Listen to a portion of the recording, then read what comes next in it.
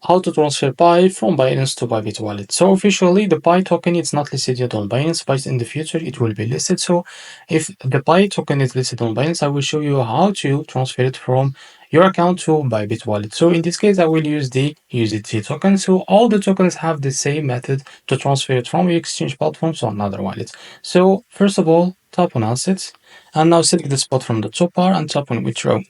And after that, select your token. In this case, it will be USDT. Now tap on send via crypto network. And after that, set the network as the BIP20.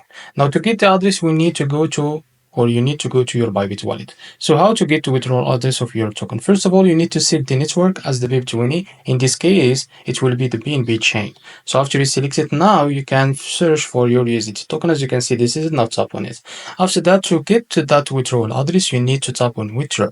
And as you can see here, your address is ready for use. Now you just tap on this icon to copy it. Now go back to your Binance account and you can paste it in the address in box as you can see. And after that, you can type the amount that you want to transfer. And after that, tap on withdraw and you will be able to receive your token on your Bybit wallet about a few hours or a few minutes. So this is how to transfer Pi token from Binance to Bybit wallet. If you found this very helpful, please like and subscribe. See you next video.